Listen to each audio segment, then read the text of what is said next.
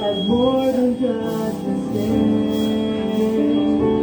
we can see the wrong in others, overlooking the evil within.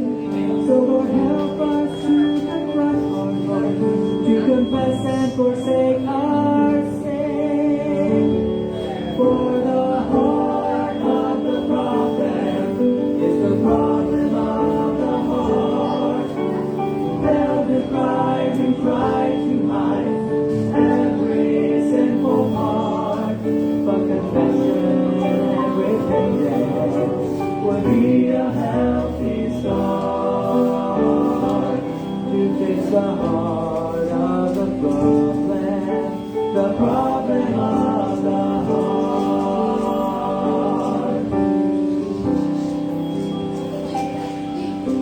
The heart is so deceitful, so desperately wicked within.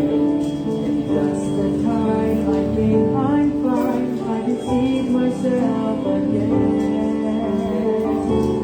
So create in me a clean heart, one that's faithful, pure and true. Then search my heart and find me, help me, Lord, to follow you.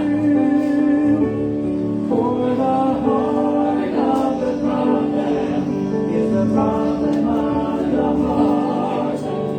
Filled with pride, we try to hide every sinful part. But confession and repentance would be a healthy start to fix the heart of the problem of the heart. For the heart of the problem is the problem of the heart. Filled with pride, we try to hide every sinful part, but confession and repentance would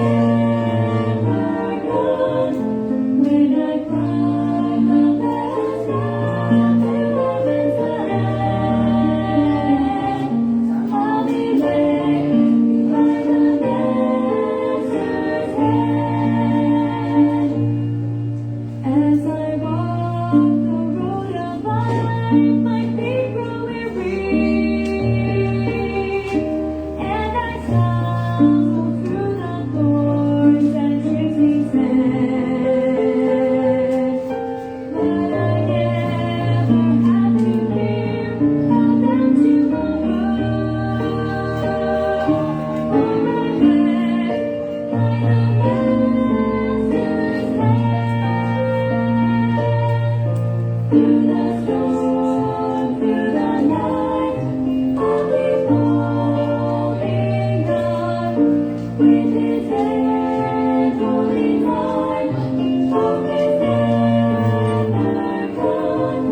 When I find the last down to heaven's land, I'll be met by the Master's hand, led by the Master's hand.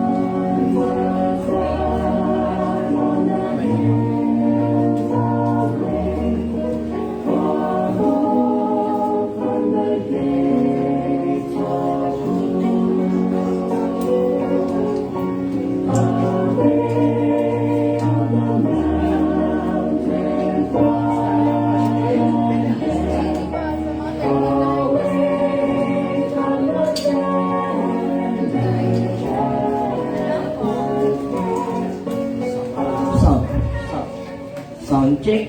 Amen. Good morning po sa bawat isa. Amen. Are you happy this morning? Amen. Amen. This is the first Sunday for the month of August. Amen. Amen. Kung kayo, amen. Are you happy this morning? Amen. Amen. Parang di naman po halata. Amen. Are you happy this morning? Amen. Amen. Masaya tayo magsitayo. Grab your songbook po sa page 34. A shelter in the time of storm. Page 34 po sa ating songbook po. A shelter in the time of storm. May nandiyan na po ba ang lahat? Amen?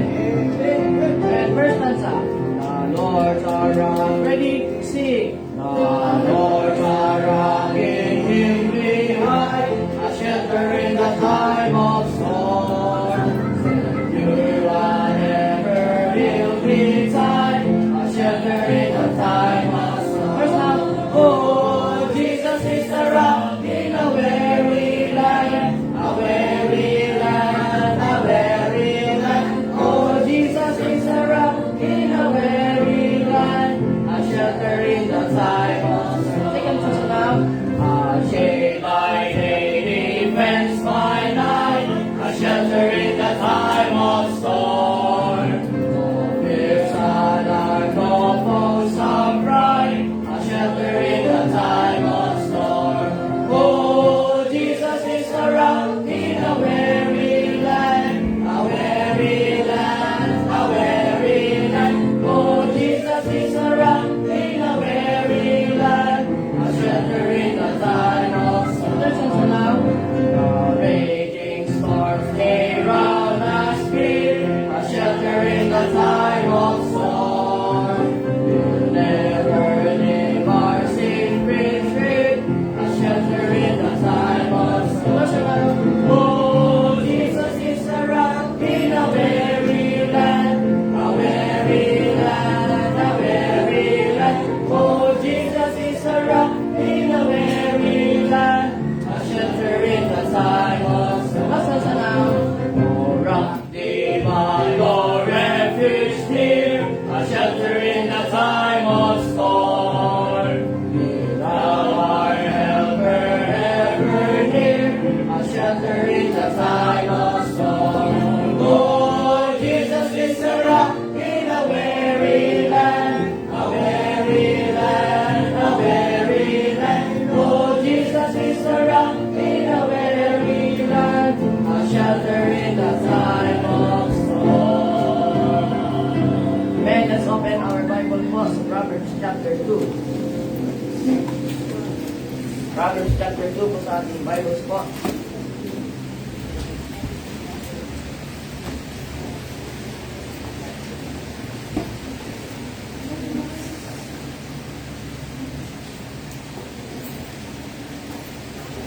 May nandiyan na po ba ang lahat? Amen?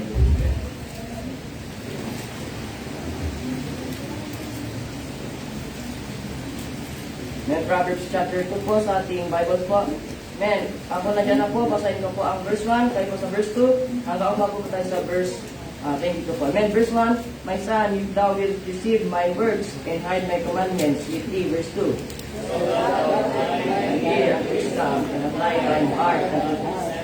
Yea, if thou criest after knowledge and liftest up thy voice for understanding. Verse 4,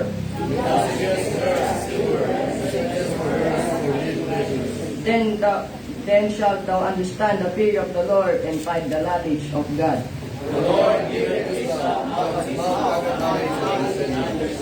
He layeth up sound wisdom for the righteous. He is a buckler to them that walk uprightly.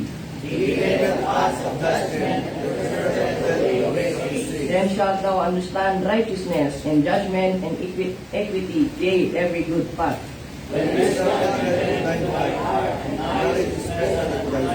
Discretion shall preserve thee, understanding shall keep thee.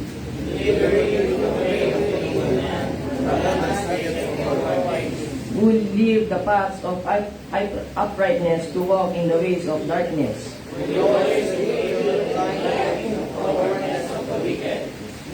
Whose ways are crooked, and they froward in their paths.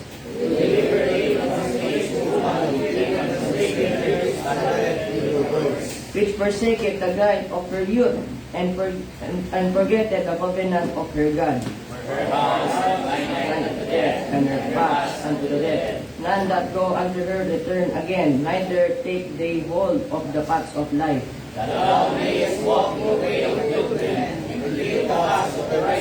For the upright shall dwell in the land, and the perfect shall remain in it. Amen. Last verse, ready read. But the wicked shall be cut off from the earth, and the transgressor shall be lifted up. Amen. Praise the Lord. Salamat po sa salita po ng Diyos na ating pong binasa ngayong umaga. Imagine mga kapatid, amen. August na po, amen. This is already the 8th month of the year, mga kapatid. Ito po ay pang-walong buwan na po, mga kapatid. Praise the Lord. Salamat sa Panginoon sa kanyang pag-aadya sa atin for the past month once again. At upang tayo po ay mag-aral ng salita po ng Diyos. Kaya sabi nga po ng verse 1, basahin natin, ready read. My son, if thou wilt receive my words and hide my commandments with thee. So we are going to receive His words this morning. Amen? Ang mga salita ng Diyos ay may papahayag at ito ay maging epektibo sa buhay natin pag tatanggapin natin. Amen? Pag hindi natin tinanggap ay walang mangyayari sa buhay natin. Amen? Are you happy this morning? Amen? Salamat sa Panginoon sa ulan. Amen? Marami mga Kristiyano, sabi nila answered prayer. Abay nung tumigil ang ulan, hindi kalooban ng Panginoon.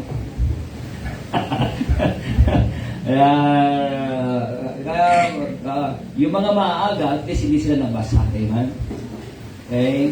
Kaya bago pa umulan ay nandito na po sila. Pero praise the Lord, mabatid, pinitigil ng Diyos ang ulan. Amen? Kaya tayo po ay dadako sa ating pong ikalawang bahagi ng ating lesson, mabatid. Ang ating pinag-aralan is all about the origin of the Bible, part 2. Pag-aralan natin last week, mabatid, yung part 1. Now we are already on part 2. Basahin natin ang ating text verse sa 2 Peter chapter 1. 2 Peter chapter 1. Praise the Lord for the Bible, mabatid, na meron tayo na ating mapag-aaralan. Ang pag-aaralan natin sa simbahan, kapatid, ay hindi po magazine, hindi po comics, kundi ang Biblia. Amen? Okay, basahin natin 2 Peter chapter 1. Yung mga bisita natin na ma-assist na lang po muna. Ma-sharean muna sila sa labas. So, itong mga boys na bisita natin, Pen. Kausapin muna sila sa labas. Okay, ito. Mga bisita natin. Sige, sama ko muna din mo. Sige, sama ko kayo dalawa. Artist sa kakandero. Para ma-review kayo sa inyong salvation. Yan, amen. Praise the Lord. Basahin po natin ito, ang 2 Peter chapter 1, verses 16 to 21. Nandiyan na po kayo. Basahin ko pong verse 16 and then basahin niyo pong verse 17 hanggang mabuti sa verse 21. Sabi ng Bible sa verse 16, "For we have not followed cunningly devised fables when we made known unto you the power and coming of our Lord Jesus Christ, but were eyewitnesses of His majesty." 17. "And there came such a voice to him from the excellent glory, There is my beloved Son, in whom I am well pleased." Lakas-lakas na niyang pagbabasa, kapatid, amen? Binabasa natin Biblia, amen? At sabay-sabay po ang pagbabasa. Huwag niyo pong sabayan yung panahon, kapatid, ngayong umaga. Let's be excited we are reading the Word of God. Verse 18, "And this voice which came from heaven we heard when we were with Him in the holy mount." 19. "Of prophecy, whereunto ye do well, ye take heed, as unto a light that shineth in a dark place, until the day dawn, and the day star rise in your hearts. Knowing this first, that no prophecy of the Scripture is of any private interpretation." 21. "For the prophecy came not in old time by the will of man, but holy men of God spake as they were moved by the Holy Ghost." So last week, mabatid, nasimulan natin ang pag-aaral patungkol sa origin of the Bible, mga kapatid. And praise the Lord, mabatid, we are in the second part. Huling bahagi, mabatid, ng ating pag-aaral. Pero ang ating pag-aaral, mabatid, patungkol sa Biblia is the whole month of August. Hindi po science ang ating pag-aaralan, hindi po mathematics, mabatid, amen? Kundi ang pag-aaralan natin the Word of God, amen? And the people who are interested of the Word of God are the children of God, amen? Kung hindi ka interesado sa salita ng Diyos, check your heart. Amen?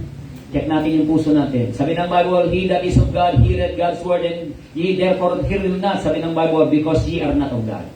Amen? Kaya ngayong mga makinig tayo. Amen?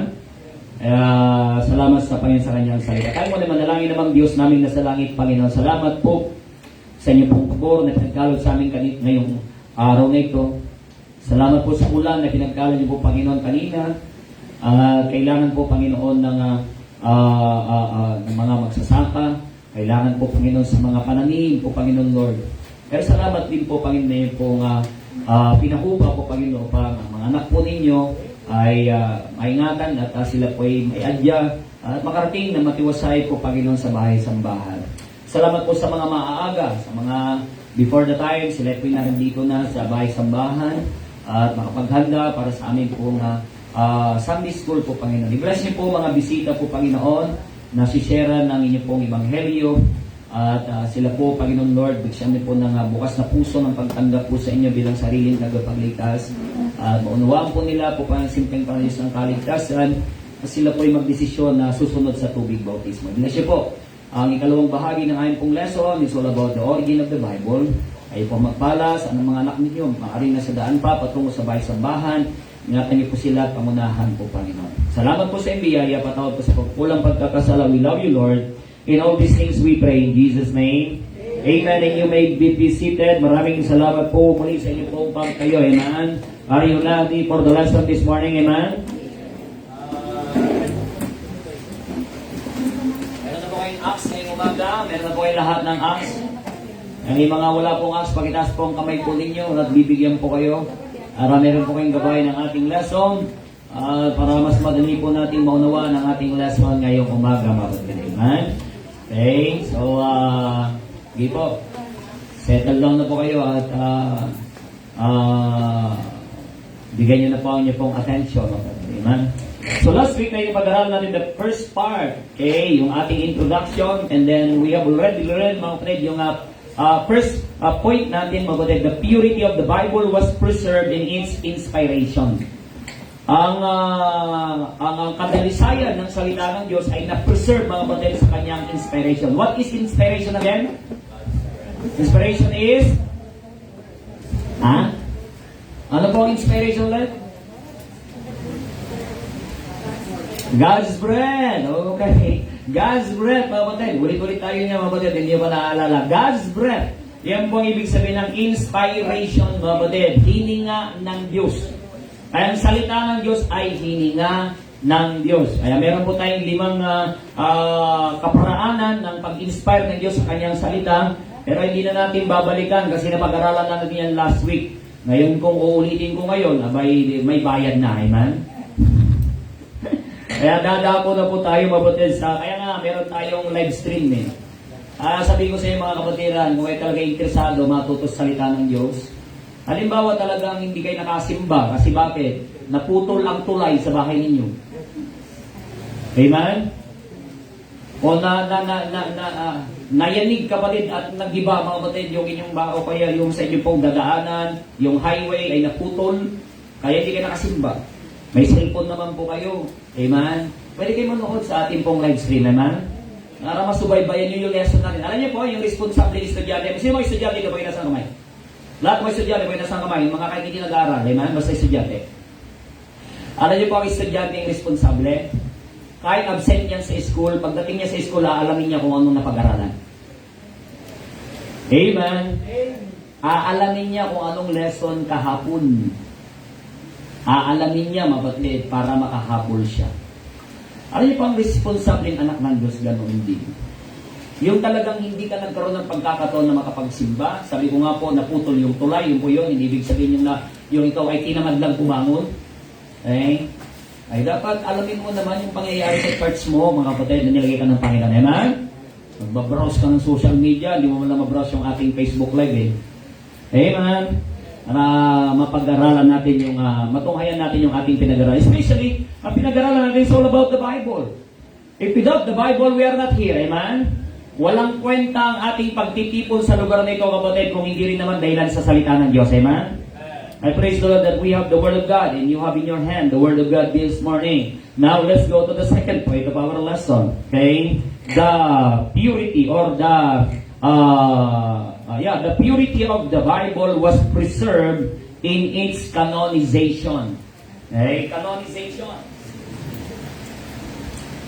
Hindi naman siguro first time narinig yun yung salitang canonization. Ano po?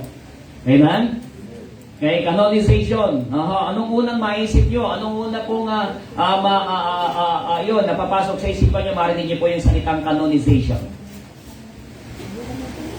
Wala talaga. Ano po nga nasa isip nyo pag marinig nyo yung salitang canonization? Anyone? Sino po mga naging Catholic dito? Pakitaas nyo ang kamay ninyo. May Catholic dati. O hanggang ngayon, Catholic ka pa. Madami, di ba? Alam niyo po ba yan? Ay common sa Catholic yan, canonization. Saan nila ginagamit yan? Sa Vatican. Di ba? Hindi nyo alam, di ba? Pero Catholic kayo dati. Ginagamit yan sa Vatican canonization when they canonize, mga batid, yung mga bagong santo at santa daw, mga batid, amen?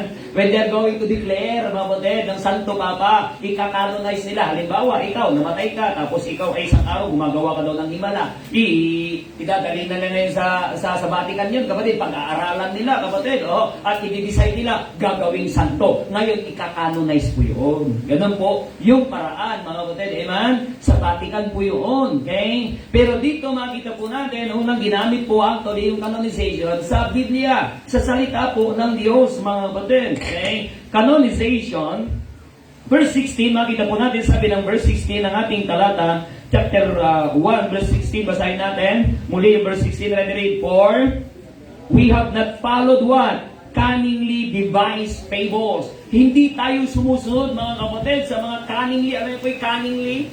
Okay?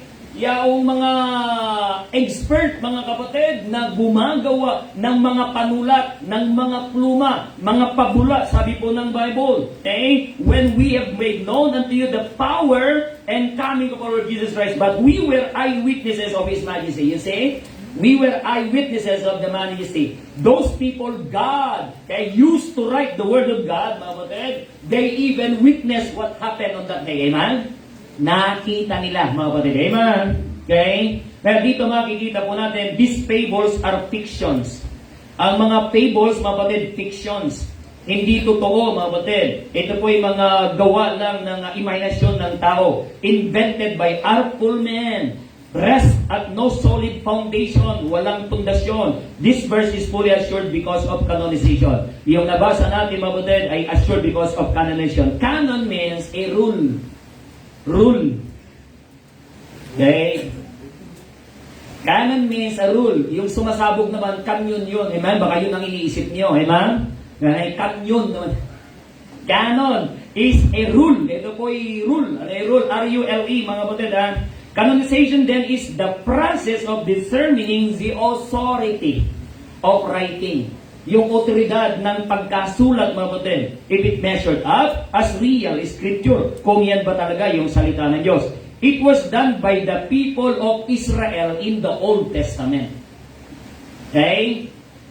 So yung canonization, mga kapatid, ginawa po yan ng mga Israel during the Old Testament.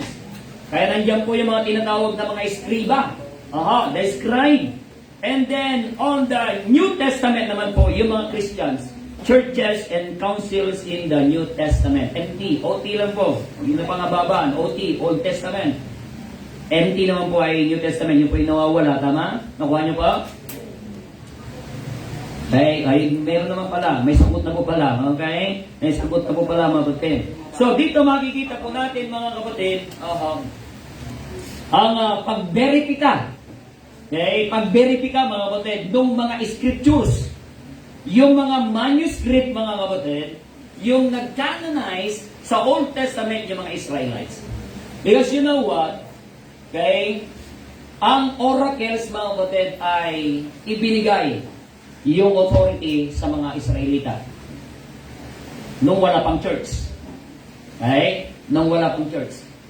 Romans chapter 3, tinan niyo po. Hindi man kasama sa lesson natin, pero basahin natin. Romans chapter 3, verse 1. Ang sabi ng Bible sa Romans chapter 3, verse 1. Diyan po kayo? Already basa. Okay, sige, pakiulit po, sabay-sabay po. Verse 1, ready, read.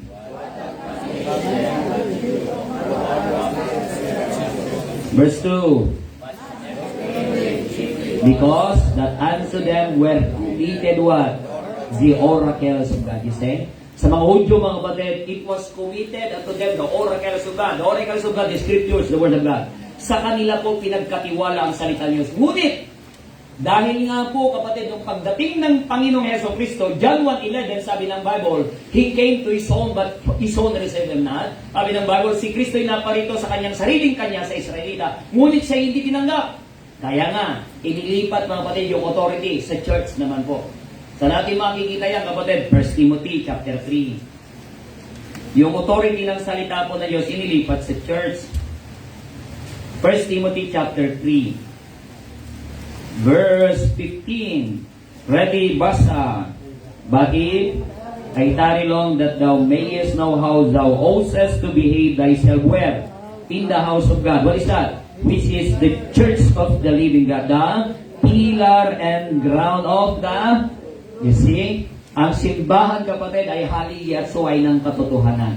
Kaya nga, nung mga Israelita, kapatid, sila'y tumalikod, hindi sila kumilala kay Kristo, ang salita ng Diyos, ang katotohanan, ipinagkatiwala sa church. Amen? That's why we have in our hand today, mga kapatid, in our present time, the Word of God, because it is being what? Handed to the church, the authority to preach the Word of God. Amen? Kaya nga, ginamit ng Panginoon, mga kapatid, to canonize the Old Testament, mga kapatid, the Israelites. But in the New Testament, mga kapatid, the Christians, churches and councils in the New Testament. This was done because as the Bible was being written down, numerous other religious writings were also being produced. Many times these were writings consisted of heresy. Heresy. Yung KitKat, yung isa, di ba? Yung isa naman ang heresy. Ay, heresy pa. Heresy. Ano yung sabihin ng heresy? Makakala nyo, matamis yun heresy, marites, ayan, kasi yun na rin, naunawaan natin marites, pabula, mga hindi naman katotohanan, mga kapatid. Alam niyo po, makinig po kayo, kapatid. Why it is needed to have this canonization? Kasi marami pong mga manuscript during this moment. Nung wala pang compiled na Bible, kapatid, marami pong manuscripts. Okay? Marami pong mga nagsilipa ng mga manuscript kasi marami pong mga matatalinong tao. Marami pong magagaling sa pluma, sa panulat, mga kapatid. At sila'y gumagawa ng panulat. Kakailangan po nilang ma-identify, mga kapatid, kung saan doon yung salita ng Diyos. Okay? Kung saan dun yung salita po ng Panginoon. Kailangan nilang i-canonize, mga kapatid, para mahiwalay, mga kapatid, yung mga fables o yung mga heresy. Paano nila malalaman yun? Meron pong 4 na paraan. Okay? Meron pong 4 na paraan o 4 na testing, pag-test, mga kapatid, para makita yung authenticity ng scripture, ng manuscript. O yun po ba talaga? Okay? Yung salita po ng Diyos, mga kapatid. Number 1, that they are going to consider. Letter T na tayo. Nandiyan po kayo, tama? Number 1 is the writer. Sino po yung writer ng panulat na yon? So, meron pa sila noon. Para hindi kayo malilito, mga bago. Wala pang ganito noon, kapatid. Kaya makinig po kayo. Wala pang ganito, wala pang Bible. Okay? Manuscript at meron. Yan po yung mga parcel. Parchment. Mga parchment, mga kapatid, hiwa-hiwalay po yun. Okay, maaling yan po yung naisunulat, mga kapatid, sa balat ng hayop o balat ng kahoy o balat ng tao kung may ginamit na tao, di ba? Dahil po, mga parchment, hiwa-hiwalay at marami po mga manuscript. But what they're going to consider, mga kapatid, is to see the writer. Sino ba yung writer? Okay? Was the writer God's appointed man? Yung nagsulat ba, ito po yung appointed man? Kung yan ay Old Testament, mga kapatid, was the writer a what? Walang sasagot ng mga frontliners. Okay? Pag iyan po, kapatid, ay sa Old Testament, ano po yung dapat nagsulat? Siya po yung dapat ano? Isang prophet. Wala pang apostol nung Old Testament. Prophet, dapat siya ay propeta. Significant na makikita nila, propeta ba may sulat nito?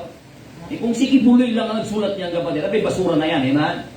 Amen? Tunuhan niyo po yun, amen? Okay? So, writer po ay prophet ba? Sa New Testament naman, mga kapatid, was the writer at? Sagot na si Rio. Okay. Apostol ba yung nagsulat? O di kaya naman sila'y nabuhay sa apostolic age? Okay? Sila ba'y nabuhay sa apostolic age? Okay? Iyon po yung konsiderasyon na kailangan po nilang makita. If they were, kung sila nga, kapatid, these people surely handed a first-hand information and not just hearsays. Kaya ngayon, nabasa natin kanina sa verse 16, mga kapatid, sabi nila ay hindi ito sa kaning craftiness na kung saan ito yung mga fables lamang, kundi sabi nila, nakita mo mismo namin ng aming mga mata. They are even eyewitnesses, amen?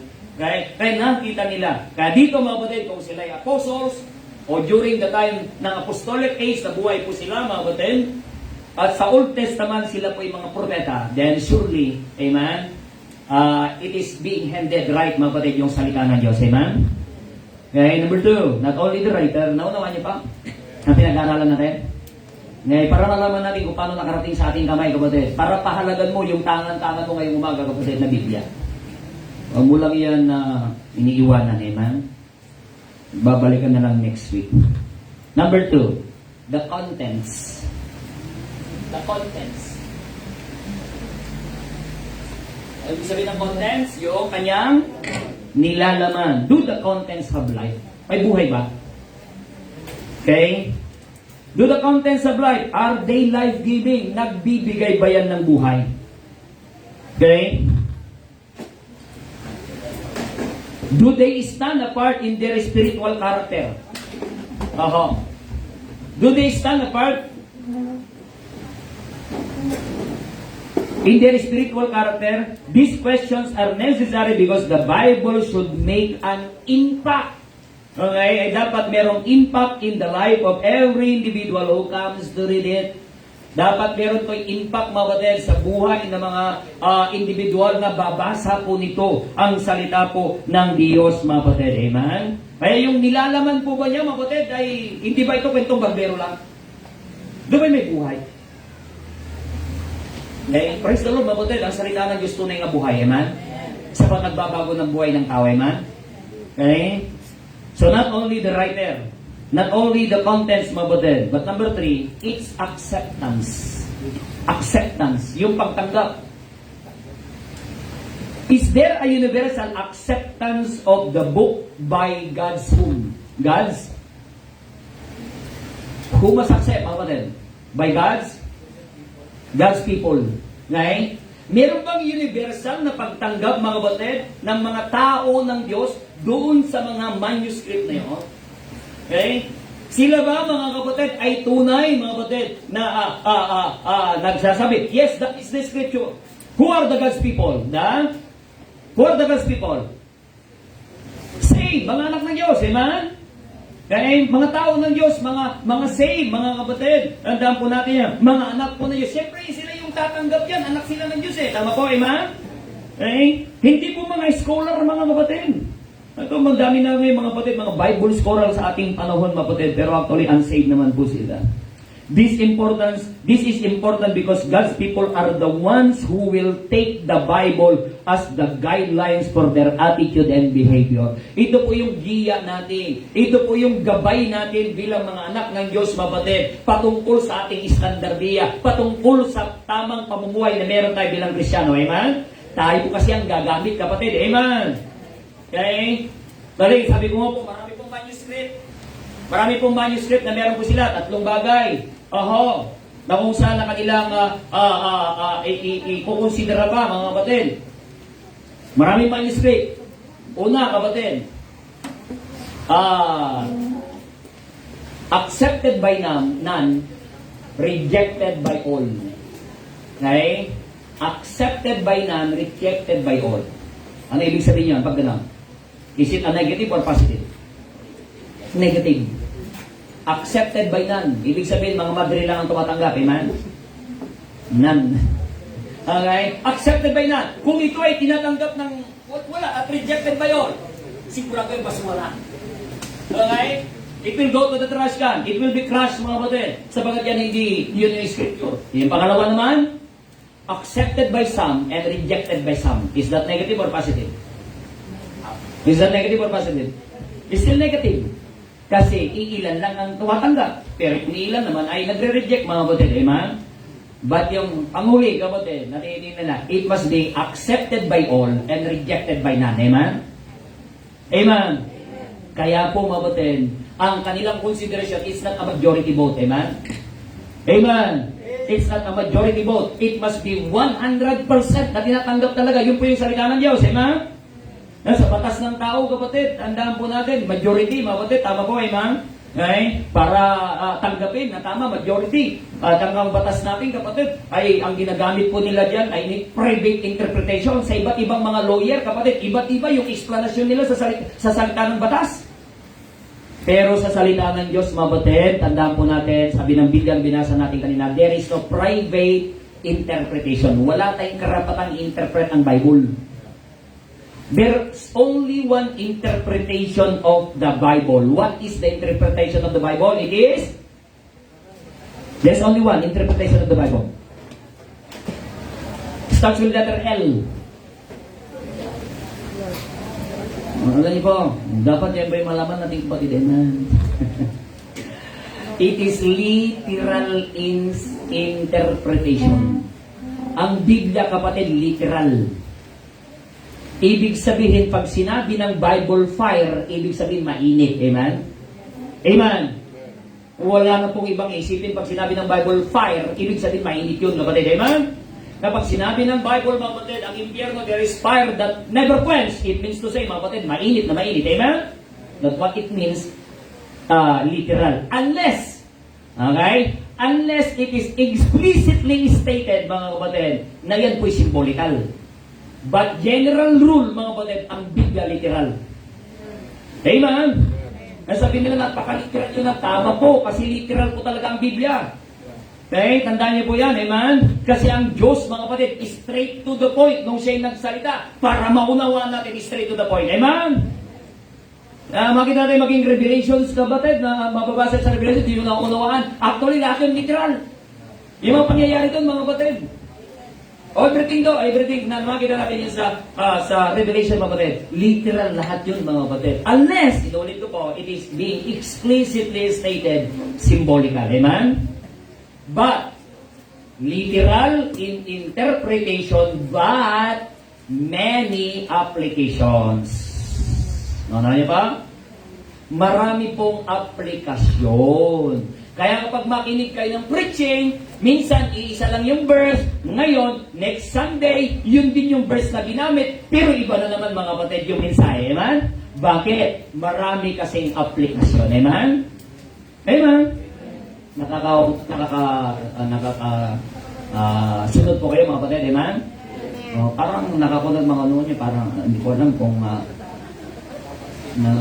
nakakarating po ba yung pangunawa ngayon. Naunawaan ko kapatid, kasi pinag-aralan ko namin doon isang taon, ituturuan ko lang kayo kapag ng isang buwan. Amen? Kaya I'm just making it so simple mga kapatid para lalo po nating mauunawaan mga kapatid. So yan, tatlong bagay. The writer, the contents, the acceptance, and number 4, lastly, inspiration and authority. The inspiration and authority. Yung otoridad ng salita ng Diyos. May power ba to? Authority means authority. May power ba siya? Does the book bear the hallmark of inspiration? Is there a thus saith the Lord? Di ba? Pag makikita po natin doon sa Old Testament, nakalagay doon, thus saith the Lord. Amen? Pag doon naman sa New Testament, anong madalas na makikita? As it is written. Nasusulat. Okay? So yun po mga kapatid. Does it have the stamp of divine authority? Is it without a fable or factual error? Ito po ay walang mga kwentong barbero o kaya mga factual error. Okay? The Bible, because the Bible will represent God speaking to us, it must say what God would say if He is physically present with us.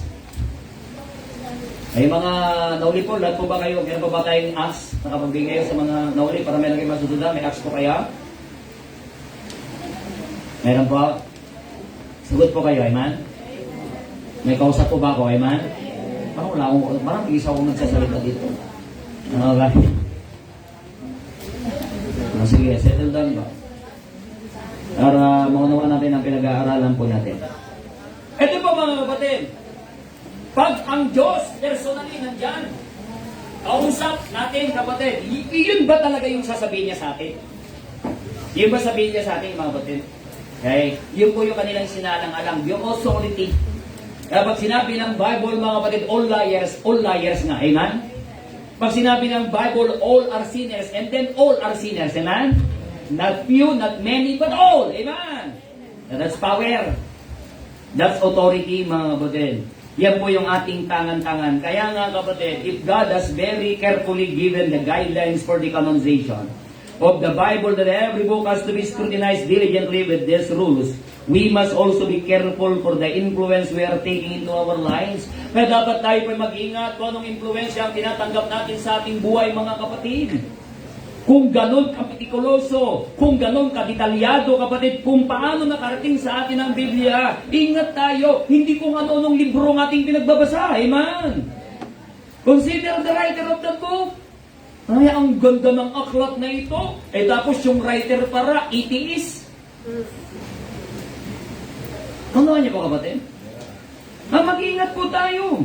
Eh, magbasa ka na lang ng libro kapatid, Bible na, amen? Amen. Bible ka na. Nagkabala mo pang basahin ng mga aklat bago ka pupunta sa mga sinulat ng mga tao na hindi naman kinasiyahan ng Diyos. Sa Bible ka na. Salita ng Diyos ito, kapatid. Nandiyan ang history, kapatid. Amen? May mathematics din yan. May book of numbers na. Amen? May science yan, kapatid. Basa ka ng book of Job, kapatid. Nandiyan po, science. Sinabi ng book of Job ng mundo ay bilog. Ano ba yan? Ang science, kailan lang nila na-discover ang mundo ay bilog? Nakanya po ba yun? Si Magellan, kapatid, di po ba, sabi nila, siya pong nagpatunay ng mundo ay bilog. Kasi dati, ang paniniwala ng Catholic, kapatid, alam niyo po ba? Kaya ang paniniwala yung mundo lapad. Pag mayroong nagsabi na ang mundo ay bilog, kapatid, patay. Ganun yun noon. Alam niyo po ba yun? Ganun ang Catholic noon. Patay, kapatid, pag mayroong magsabi ng mundo ay bilog. Eh si Magellan, Catholic siya, kapatid, umikot siya. Aba, dumaan siya ng west, patungo siya ng west. Abay, nakarating siya sa circumnavigate siya ng mundo, idire-diretso lang naman siya. O doon lang nila napatuyanay ang mundo ay bilog. Pero niyo po mga kapatid, matagal ng taon mga kapatid, nagsabi sa Book of Job na ang mundo ay bilog. Amen? Sabi niya, mga planeta kapatid, nakabitin sa ipapawid. Alam niyo, naniniwala ako dati, kapatid, ng earth, may naghahawak. Kasi sa bahay ng lola ko, kung saan ako nakatira, meron po doon imahe ni Maria, may hawak na bundok. Yes. Kaya daw pag lumilindol, kasi siya po ay nangangawit. Kaya nalindol. Kita mo yan, that's favor, amen? Iniisip ko nung kapatid, sabi ko, biro, saan kaya tayo nakatira? Doon ba sa kamay niya? Saan ka kay banda? Pero maniniwala, meron doon malaki doon sa taas, nakahawak ng mundo. Imahe ni Maria. Napaniwala tayo sa mga ganong mga kamangmangang katuruan, right? Amen?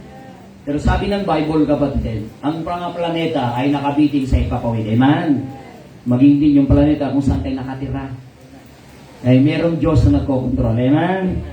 Kasi hindi nila alam, mga kapatid, hindi nila maunawa, mga kapatid, i-explain ng science. Ginawa na lang, mga kapatid, mga katuruang kabalbalan. Ay salamat, may Bible. Amen? May salita po ng Diyos, mga kapatid. Kaya nga, dapat tayo tayo mag-ingat. Kung anong influensya meron tayo. We must learn to be choosy according to God's perspective. Ito ba sa salita ng Diyos? Ay, nagpapaniwala ka, lalo ngayon, during digital era, mga kapatid, during our time, ang dami po mga pinupost sa social media, yung parang Diyos din, parang maka-Diyos din ito. Ngayon po ba yung salita ng Diyos? Eh, minsan nga, mga kapatid, kaya nga, minsan, sinasansala ko yung iba sa inyo, kasi bakit dito kayo member eh? Eh, ako nagpapastor sa inyo eh. Eh, tapos ang isa sa inyo pa, yung mga tao din yun mang kilala, minsan mga hindi pa Pilipino, na nangangaral din daw ng Biblia, isisensen nyo. Eh, mangyari mga kapatid, nandito tayo lumago kung ano ituturo ng salita ng Diyos sa pulpitong ito, amen? Hindi mo naman kilala yung tao. Wala naman, di mo alam kung may ginawa ba mabuti sa buhay mo, tapos yung may ipupus mo. May salita ba talaga ng Diyos yun? Amen? Minsan sasama pa ang loob sa akin. Sa akin pa sasama ang loob. Pero doon sa hindi niya kilalang tao, mga kapatid, ay kakampihan. Eh, nandito tayo nangangaral ng salita ng Diyos, mga kapatid. Amen? Okay? Eh, tandaan niyo po, mga kapatid, kailangan natin mag-ingat. For example, many Christians seem to be careless, especially in buying wrong reading. Kaya kayo, mga kabataan, meron pa kayong, ano bang tawag doon? Wattpad ba yun? Ay, Wattpad? Ang tiyaga-tiyaga nyo, magdamag kayo, nagbabasa niyan sa Wattpad na yan. Ang dami nyo po mga, ano pong tinuturo sa inyo yan? Hindi ako nagbabasa niyan. Pero ano tinuturo sa inyo yan, mga kapatid? Kamalisusuhan. Amen? Ngayon, emosyon. Inimosyon. Ay, yung inyong emosyon, mga kapatid, ang ini-stir up yan. Minsan, yung ka natutong manligaw, yung ka natutong magpaligaw, amen? Amen. Eh, binabasa, pero Biblia, hindi nagbabasa. At pinagpupuyatan. Nana niyo po, kapatid? Ingat tayo. Mamay, bakit books pa kayo, kayo mga nanay yan, mga dogs yan.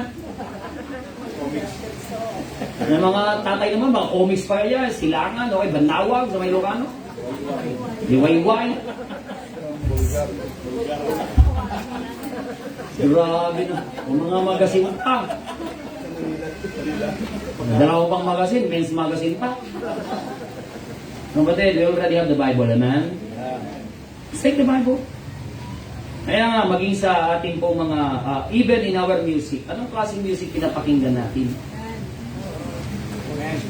Kaya nabubudol tayo eh, kasi bakit? Abay, nasayaw-sayaw lang yung politiko, binoto mo na.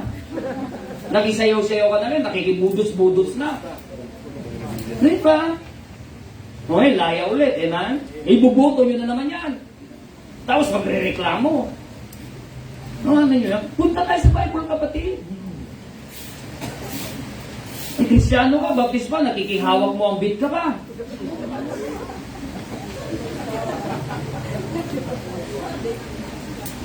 Diba? Maghihawak mo ang beat, tapos sinatatas mo, Bible. Gaganong ka. Pambihira. Dapat, ingat tayo, let's be choosy. Because God, mga kapatid, amen, preserve the word that we have in our hand this morning. Okay? The kind of music na ating pinapakinggan at ating pong pinaparinig sa ating pong pamilya. Okay? Dahil pinapalakpakan mga kapatid at napapaindak ang paa, diyan ka na rin. Okay? Dapat tamang music meron tayo, kapatid, amen? Amen. There's only two kinds of music. Godly music and worldly music. And those worldly music is Satan's music. Amen? Walang gitna, kapatid. Love song naman. Anong love song yan? Sana dalawa ang puso mo. Sana paluhalo ko ba't dalawa ang puso ko? Bakit ngayon ka lang? Talaga naman with feelings ba? Bakit ngayon? Kung ilan pa? Naku, kapatid. Pag nasa simbahan, pag pumantay, walang kabuhay-buhay. Away the war, away the... Pero hindi ko naman ibig sabihin pag tayo kakanta dito, kapatid, eh, talaga mag-i-emo siya. Away the war. Tama na. Doon lang tayo lagi sa tama, kapatid. Amen? We must always consider it they pass God's standard. Ito ba'y tama sa standard ng Diyos? Ngayon meron tayong standard ng pananamit. Hindi dahil yan sinusuot ng mga artista. Ay kala mo nun, artistahin ka. Amen? Mas pogi tayo, mas magaganda tayo sa mga artista. Amen? Pero nagdagaya mo. Ay, may mga basahan, ang mahal-mahal, 3,500, basahan ngayon para isuot. Yung mga kinalmot ng tigre ng mga pantalon, isusuot, nakalabas mga kapatid yung mga kapatid, mas ang iksi-iksi, tapos mas mahaba pa yung patuon. Kayo man, ano siya sinusuot natin? Okay? Eh, pastor, mataas naman ang standard, eh, ha? Oo, above the knee ang standard, taas. Malungkot yan. Nandito tayo sa simbahan, tama suotin. Ganon din po sa labas, kapatid, di man? Dapat tama din suot natin, kapatid, di man? Hindi lang sa loob, hindi lang sa church. Okay? Kundi lalo na pag sa labas, kapatid. Bakit? Kasi nga, ang salita ng Diyos may buhay, amen? May authority ang salita ng Diyos, kapatid, amen? Tuturuan po tayo ng tamang standardiya, amen? And lastly, number 3, the purity of the Bible was preserved through its city of compilation. Compilation. Okay, there's the city of compilation, mga kapatid. Verse 19 of our next verse, we have also a more sure word of prophecy. This is a promise not only during Peter's day, but also throughout the entire Christianity. We have a more sure word. That's the word of God. This was proven, letter B. Okay, pakibasa niyo po, letter B. Ready? Basa. Manuscripts used to were compiled, there were what? 4,000 or 5,000 existing New Testament manuscripts classified and divided into families, but there were 3 cities wherein this manuscript were located. You see, there are 4,000 or 5,000 manuscripts. Ang dami. Ang dami po, mga kapatid, sila po'y matatagpuan sa iba't ibang city. Okay? 3 city. Yung mga manuscript po na yun, mga kapatid, ay huwag tayong magpapaniwala ngayon sa mga nagsipaglabas, maging sa mga iba't ibang lugar, mga kapatid, nagsabi nila, nandun pa yung manuscript. Malalaman niyo po mo yan, yun po yung mga basura. Tandaan niyo po yan. Okay? Wala na po yun, yung original manuscript, wala na po sa ating panahon. Number 1, mga kapatid, city, siyudad na matatagpuan natin meron pong mga manuscript is the city of Rome. Roma. This is what we call the Western text. Okay, the Rome. Rome ruled the ancient world and emphasized form legalism and tradition. During the Roman Empire, mga kapatid, meron tayong kasabihan that all roads lead to Rome. Tama, amen? During yung civilization, Rome civilization, mga kapatid, makapangyarihan ng Rome. And they ruled, mga kapatid, with form of legalism and tradition. And yan ang galing lahat ng tradition natin, mga Pilipino. Ang daming mga Pilipino ngayon, gusto maging Romano. Tama, amen? Salamat, Pilipino ako, amen? Tawag niyo po, amen? Okay, which made it the center of what? The Rome, mga kapatid, they made the center of biblical addition. Ay marami po silang mga idinagdag na manuscripts ang Roma. Ito po yung tinatawag na Apocrypha. Kaya there are 15 books of the Apocrypha, Jewish, non-canonical books, hindi po canonized. So napag-aralan yung canonized, di ba? Yung 4 na rule, kapatid, hindi po pumasa. Pero kinuha pa rin nila. Idinagdag pa rin nila, mga kapatid. So this is not canonized book. Spurious. What does it mean, spurious? Kaduda-duda. Unknown yung authorship, unknown yung writer. Unknown, without claim of inspiration or authority, and was added to most Catholic books. Kaya ito po dinagdag sa mga libro ng Catholic.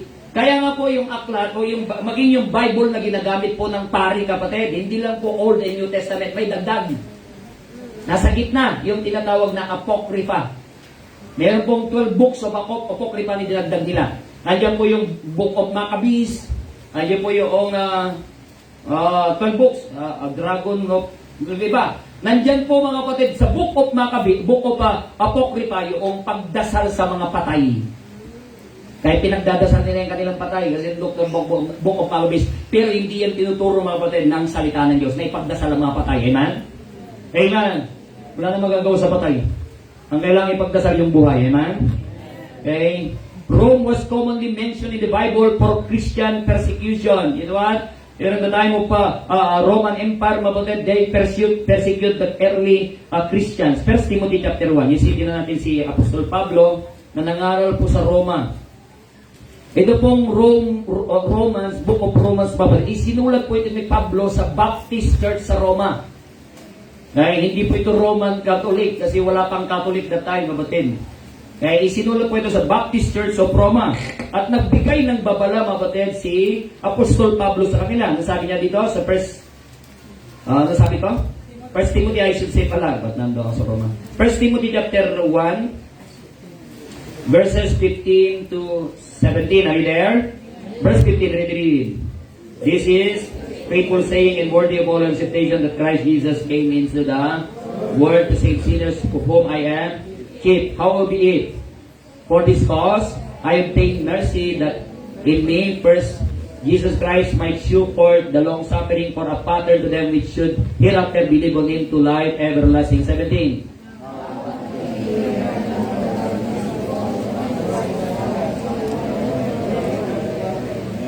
Oh. 2 Timothy po tayo pala, di ko nabago, sorry. 2 Timothy, pero salita pa rin ng Diyos yung binasa niyo po. Pero doon tayo sa 2 Timothy chapter 1 verses 15 to 17. 2 Timothy chapter 1 verses 15 to 17, right there. Verse 15, read. This, thou knowest that all they which are in Asia be turned away from me, of whom are Phygelius and Hermogenes. The Lord give mercy unto the house of Onesiphorus, for he oft refreshed me and was not ashamed of mine. Change verse 17. But when he was in Rome, he sought me out very diligently and found me. You see, mga kapatid, makita po natin dito, maging si Phygelius and Hermogenes, sila ay humiwala din kay Apostol Pablo, mga kapatid. Ang Roma, mga kapatid, ay makita po natin ang pag-persecute sa mga unang mga Kristiyano, pagpatay, actually, mga kapatid, sa mga nangangaral ng salita ng Diyos, especially during the Dark Ages. So, number 1, makita natin, yung syudad po ng Roma, Western text. They, what we call the biblical addition. Marami po silang idinagdag. Number 2, naman po yung Alexandrian text. Alexandria was the capital for science naman po. Yung Alexandria, yung lugar ng Alexandria, kapatid, po ay capital for science. So ibig sabihin, sila yung mga edukado, scholarship, mga matatalino sila. But then became the center of biblical subtraction naman sila. Kaya sa Roma, kapatid, they are become the center of biblical addition. Ito po yung subtraction. Sila po yung nagbabawas, taking away the truths from the Bible that would not agree with their philosophies. Dahil nga sila yung matatalino, kapatid, mga scholar sila, yung mga bagay, kapatid, na hindi nag-agree sa filosofiya nila, tinatanggal nila. Hindi yan. Huwag nating tanggapin yan. Kaya huwag nating tanggapin yan. Nakita po natin sila po yung nabanggit, mga kapatid, sa Acts chapter 18, verses 24 to 25. Yan po sa Acts chapter 18. Acts chapter 18 verses 24 to 25. Nakita niyo po? Ready, basa. And a certain Jew named Apollos born at Alexandria. And what? O you see, they are eloquent man. Okay? Ang ibig sabihin ng eloquent? Sila'y matatalino, mga puti. Sila'y mga eloquent, amen? Okay. And mighty in the scriptures, you see, they are mighty in the scriptures. Came to Ephesus, verse 25. This man was instructed in the way of the Lord, and being fervent in the Spirit, he spake and taught diligently the things of the Lord, knowing only the baptism of John. Kita natin mga kapatid, maayos pa sila yan. Okay? Ngunit, mga kapatid, kalaunan, dahil sa kanilang katalinuhan, mga kapatid, may mga bagay na hindi naaayon sa kanilang filosofiya, they deduct it. Kaya tinanggal nila, mga kapatid, kaya they became the center for biblical subtraction. And number 3, mga kapatid, yung Syrian text, Antioch, the city of Antioch. Antioch was known for her literal interpretation, okay, of the scripture. It influenced Asia Minor and Syria, which were the early locations of revival and evangelism. And you know what? KJV. KJV was based from the manuscript located here, from Antioch. Okay? Ano po yung natagpuan dun sa Antioch, mga kapatid? Doon po nakabase ang KJV na meron tayo. In Antioch was mentioned in the Bible 19 times, with special emphasis on its church and missionary work. Acts chapter 11, verses 19 to 30. Basahin niyo na lang po yan, mga kapatid. Kaya nga, ang meron tayong tangan-tangan, mga kapatid, ang Biblia nakabase sa Antioch. Amen? That is literal, mga kapatid. Kung ano mismo yung manuscript, kung ano mismo, mga kapatid, yung scripture, kung ano mismo yung canonize, yun mismo, mga kapatid, amen, yung pinanggalingan ng King James Bible, amen? Kaya mga sinasabi nila po ngayon, Antioch, alam niyo po yung style ng Antioch? Pag yung feeling mo, mga kapatid, medyo pagod ka, yan, halimbawa, yung preaching mamaya, yun, Antioch ka na. Ay, Antioch pala yun. Parang ngayon na, Antioch ka na eh. Aga-aga pa eh. Yan kasi, puyat ka eh, basa ka ng watapad, amen? Okay. Aha. Tandaan po natin, ngayon, meron po yung mga tinatawag nila na mga museo. Meron yan sa Israel, meron yan sa Europa, na nandun daw yung mga manuscript ng Bible. Hindi yung totoo. Amen? Kasi yung original manuscript of the Bible, mga kapatid, is long way gone. Wala na po yun, kapatid. Okay? Wala na po yun. Hindi na po totoo yung sinasabi ng mga manuscript. Those are the spurious manuscript. Ito po yung mga natagpuan, kapatid, doon sa Dead Sea Scroll. Ito po yung mga basura. During canonization. Ano kayo po, amen? Nasaan na po yung original ngayon? Nasaan na po yung original? Saan po yung original? Ha? Saan po yung original? Nasabi ng Bible, the Word of God is settled in heaven. Sa langit. Gusto mo makita yung original? Pagpray natin, amen?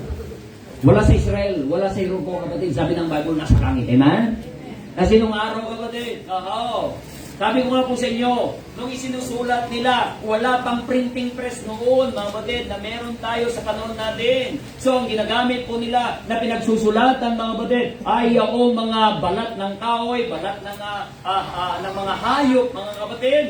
Naluluma po yun. Kaya meron po dun sa Old Testament, mga yung tinatawag ng scribes.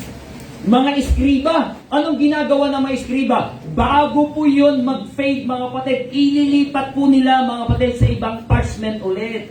Pag nailipat na-check yan, mga kapatid, tamang-tamang pagkalagay, mga kapatid, yun mismo, yung salita ng Diyos, they're going to cross it out again. Sisirain na nila yun.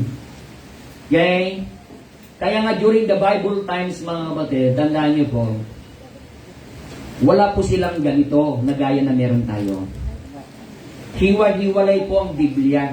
Kaya nga kung magbabasa po kayo sa New Testament, meron yung tinatawag na sinagoga.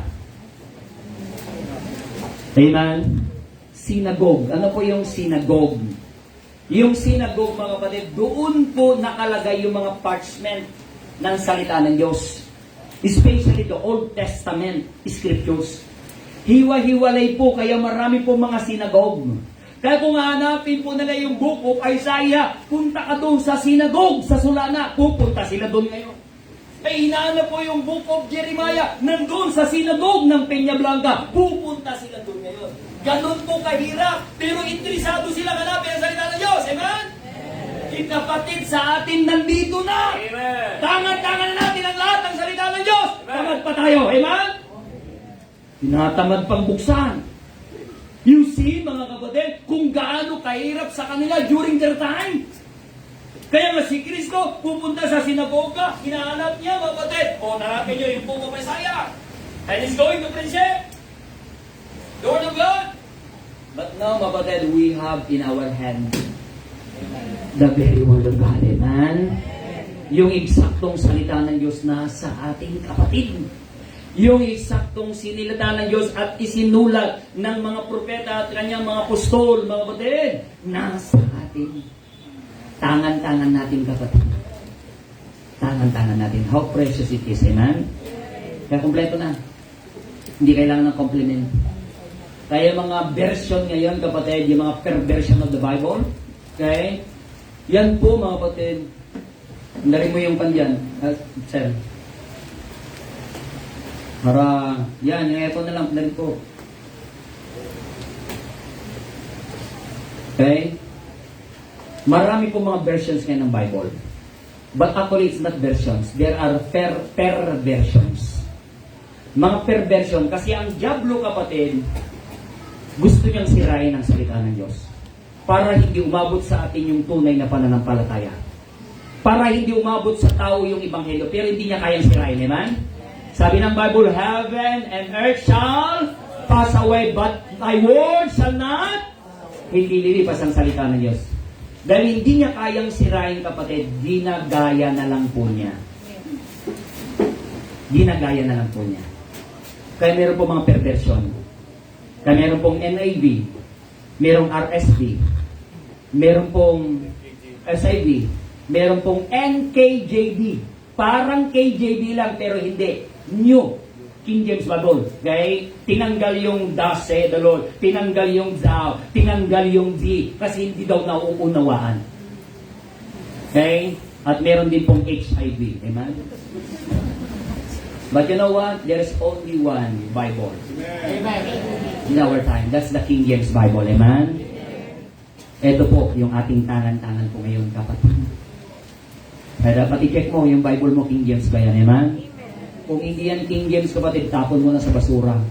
Yan po yung mga basura na pinulot ng mga napariwara. Nakakalungkot ngayon, mga kapatid. O, kaya nga tayo nakakapagbasa sabay-sabay kasi isa Bible natin. Amen? Eh, mga simpa, di sila pwedeng magbasa sabay-sabay. Aba, magkatalo-talo sila. Iba-iba po, mga kapatid, yung version na meron po sila. Amen? Kaya, ang dapat siguraduhin natin na meron tayo King James Bible. Amen? Actually, it's not version. It is Bible. The King James is not a version because there's no other version of the Bible. Amen? But the King James Bible. Amen? Unahan niyo po, kapatid? Kaya nga, the seed of compilation is a very great influence of the perversion of the manuscripts, mga kapatid. If the manuscript were not pure already, how can we expect a perfect translation from it?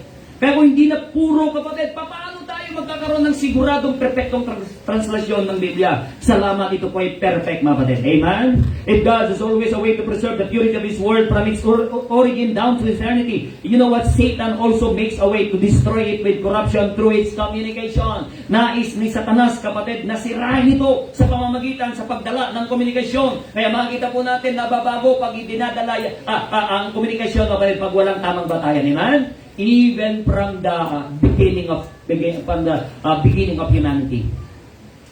Paano po plinano ng diablo sila ay ng salita ng Diyos sa Garden of Eden? Ano sabi niya? As God said, sinabi ba ng Diyos niyo, sabi niya, mga kapatid, kay Eva, sinabi ba ng Diyos niyo? Sasabihin ng tao, di ba? Totoo ba yan? Sinabi ba yan ng Bible niyo na pati linggo ng hapon ay linggo rin? Amen. Sinabi ba yan ng Diyos? Gano'n ang diablo. Gusto niya tayong dayain. Nasabi ng babae, pwede naman namin, Hindi, ang sabi, hindi namin pwedeng kainin at hindi pwede namin hawakan. O, nagaya na kagad. Wala namang sinabing hindi pwedeng hawakan. Nasabi ng Diablo, hindi kayo mamamatay. Siyempre, hindi ganon. Kasi matatakot. Amen? Ngayon ang tao, akala nilang Diablo may sungay. Siyempre, matatakot ang tao. Ang Diablo, kapatid, nakaaya-aya. Mga kapatid, yan po ay maiinganyo ang tao, kapatid. Amen? Pinapakita ang Diablo may sungay na ganon. No! Okay? Siyempre, maaakit ang tao. Hindi ba, siyempre, matatakot ka. Siyempre, yung malambing, hindi ko totoo. Sabi niya, hindi ka mamamatay. Mabubuksan lang ang iyong pangunaw ng patungkol sa mabuti at masama. Yun, nagaya na. Because the devil, he brings doubt. He wants to dilute the Bible in order for us to be destroyed. But praise the Lord, God preserves the Bible. Amen? Preserve niya ang salita niya. Sapagat ang salita niya po i-inspired. Bakit? Last verse natin, Matthew 5:18. Matthew 5:18, sabi ng Bible, Matthew 5:18. Ang sabi ng Bible sa Matthew chapter 5 verse 18. Matthew chapter 5 verse 18. Andiyan po kayo? Let's read all together now. Ready, basa. For verily I say unto you, till heaven and earth pass, one jot or one tittle shall in no wise pass from the law till all be fulfilled. Sabi niya, hanggang ang langit at lupa yan ay lilipas, sabi niya. Ngunit, sabi ng Bible, one jot, till heaven and earth pass, one jot. What is that jot? What is that jot? One jot of the Bible. Ano po yung jot? Those are the punctuation marks. Kaya nga ang Biblia marami pong punctuation marks. Hindi natin pwedeng tanggalin kahit yung kudlit, mga kapatid, yung period, kasi sinabi ng Bible, period yan. Amen? Amen? Kasi mababago, mga kapatid, yung mensahe po niya. O gaya niya, nakalagay doon sa highway, nandiyon po yung DPWH, nagtatrabaho, nakalagay doon. Go slow, kama. Men at work. Ano ibig sabihin nun? Ano ibig sabihin nun? Ano ibig sabihin nun? Magmarahan. May mga nagtatrabaho. Yung ibig sabihin nun, di ba? Go slow. Magmarahan. Magmabagal. Kama. Men at work. May nagtatrabaho. Ilipat mo yung kama. Ilipat mo yung kama. Kudlit. Go. Kama. Slow men at work. Ano nang ibig sabihin? Ano nang ibig sabihin? Does it make a difference? Kaya huwag natin basta-basta yung kudlit. Inilipat mo lang yung kudlit, kapatid. Ang ibig sabihin na, magpatuloy ka. Mabagal na mga tao ay gumagawa. Sabi ng Bible, till dyan. Na hindi natin pwedeng pag period yan ay period. Pag kama yan ay kama. Amen? Bakit maraming punctuation mark ang Bible? Because it's intended to be read aloud. Kaya pag nagbabasa kayo ng Bible, para kayong mga nagpapasyon.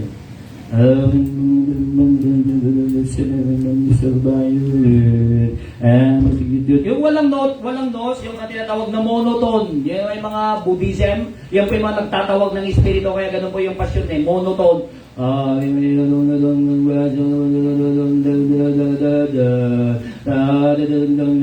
Tapos yung gong ng mga Buddhism, ano po tinatawag nila? Mga evil spirit. Magbasa ka, huwag yung monotone, kapatid. Amen? Amen?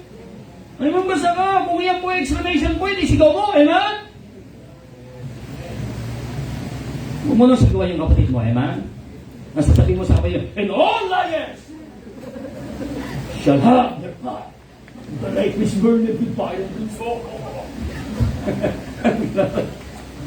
Okay. Diyan.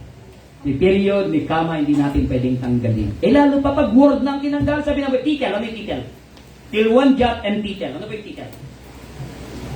Ay, yung title yan sa scripture. What is the title? Ano ba yung title? Yung ginagamit ng bata. Nag-iitin po siya. Ay, title.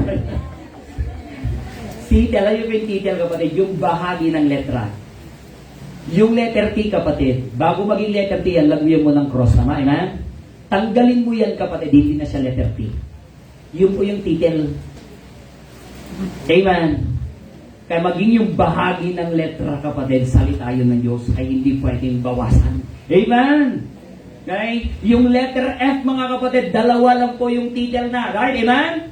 Tatluhin mo. Ano lang mangyayari? Magiging letter E. Naunawan niyo po, kapatid? Sabi ng Bible, hindi pwedeng tanggalin yung title. Ay, yung ibang kapatid, tinatanggal nila word, tinatanggal nila paragraph. Kasi hindi nababagay sa kanilang paniniwala. Praise the Lord, mga kapatid. Gawin man nila yun, kapatid. God's word is preserved in our hand. Amen! We have in our hand the word of God. Kaya dapat tayo pa maging kumindig, mga kapatid, kung ano yung tinuturo ng salita po ng Diyos. May question? May tanong? Any question? May question? Walang question? Wala rin sagot, amen? Nawa po'y naunawaan niyo po yung ating ipinangaral, amen? And next week, meron po tayong bagong topic. It's all about the Bible. It's all about the Bible. Kung ikay anak ng Diyos, interesado ka sa Bible, bumalik ka. Amen? Amen. Parang pag-aralan natin ang Biblia. Kaya kayo magsitayo ngayong umaga. Meron tayong baptism. Ang baptism, praise the Lord. Meron tayong isang baptism. Prepare niyo na po. Tayo kayo manalagin at witness natin yung baptism this morning. Dakilang Diyos, salamat po, Ama. Sa inyo pong mga salita namin pong pinag-aralan. Salamat po, Panginoon. You preserve your word. You inspired your word for us, O God. Upang sigurado na sa aming po mga kamay po, Panginoon, ang mga salita, ang Biblia na meron kami ito po, yung salita po ninyo, perfecto, puro, dalisay po, Panginoon, para sa amin na niyo po mga anak. Pagpalain niyo po ang break, pagpalain niyo po, Panginoon, ang isa na nag-decide ngayon na susunod sa tubig bautismo. So, dalahin ko po na may pasasalamat sa pangalan ng Panginoon Yesus. Amen. Let's witness our baptism. Balik po tayo ng 9:50. We have 10 minutes break.